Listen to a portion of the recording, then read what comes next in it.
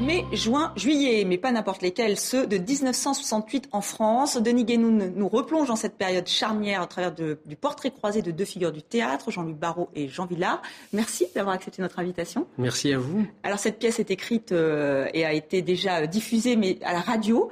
Et maintenant, donc, il y aura une mise en scène. La première, c'est mercredi 24 octobre à Villeurbanne, puisque c'est une commande du TNP de Villeurbanne.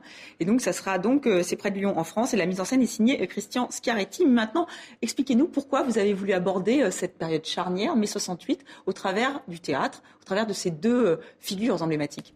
Mai 68, c'est très difficile à raconter. D'abord, c'est une période qui est chargée d'émotions, d'affects positifs ou négatifs.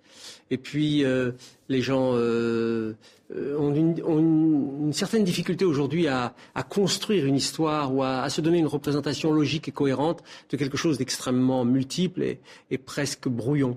Il m'a semblé que le théâtre, c'était pas une mauvaise manière, parce que c'est un monde qui est en un certain sens clos, ou en tout cas limité, avec des dimensions limitées, mais qu'en fait on y retrouve tous les mouvements, toutes les tensions, toutes les contradictions qui ont été celles de cette période. Et vous avez imaginé donc cet échange fictif de lettres entre Jean-Luc Barrault et Jean Vilar, alors deux personnages emblématiques, mais qui sont assez opposés finalement, mais qui ont donc deux visions, c'est ça, différentes de ce qui se passe ?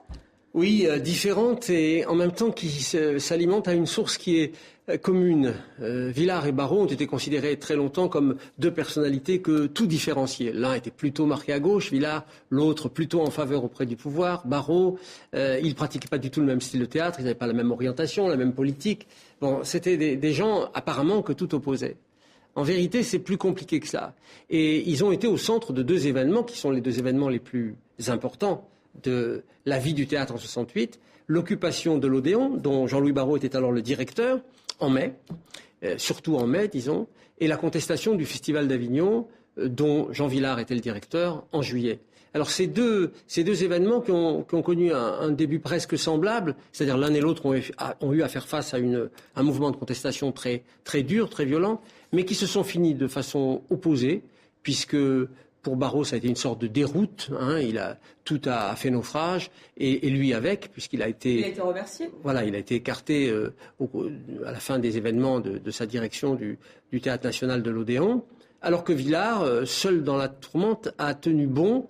Bon, la revanche, en quelque sorte, c'est que Vilar est mort peu après, comme si quelque chose de lui s'était tellement soumis à une épreuve qu'il y avait eu une brisure intérieure, alors que Barrault, en bon paysan de Bourgogne, a traversé l'orage et a rebondi dans les années qui ont suivi. Et vous nourrissez votre texte effectivement de faits réels, puisque vous êtes parti des faits réels, et aussi de citations, puisqu'à un moment on entend Jean-Luc Barrault qui a eu cette formule, je répondrai dans le style à la mode, serviteur oui, valet non. Il répond donc au ministre Malraux. C'était important aussi de reprendre ces phrases emblématiques. Sur quelques points, il fallait le faire. Ça me paraissait indispensable.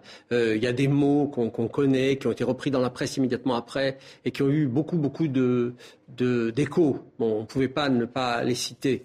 C'est le cas de ces formules que vous citez et de quelques autres. Mais le texte, sinon, est écrit. C'est comme on fait au théâtre avec des événements historiques, c'est-à-dire on essaie d'être fidèle à une certaine orientation, à une certaine teneur de l'histoire. Mais pour ce qui est du langage et des discours, eh bien, on reprend les choses un petit peu avec une volonté qu'on pourrait dire, si c'est pas trop prétentieux, poétique en quelque sorte. Et vos personnages vont donc s'incarner physiquement sur la scène du TNP de Villeurbanne, le mercredi, la première. C'était une gageure ? Oui, c'est une gageure parce que les figures sont assez connues, surtout pour les gens de théâtre. On a beaucoup de chance parce que dans cette mise en scène très ambitieuse de Christian Schiaretti, où il y a toute la troupe du TNP sur scène avec beaucoup d'autres invités, on a pour jouer Jean-Louis Barrault la chance d'avoir la forte personnalité de Marcel Bozonnet et d'Éric Ruff pour Jean Vilar. Et ça donne très envie. Merci beaucoup Denis Guénoun d'être venu sur le plateau de TV5 Monde. Merci, et on peut vous réécouter mai, juin, juillet sur France Culture ce soir à 21h, heure de Paris. Et c'est la fin de ce journal. Merci à vous de l'avoir suivi.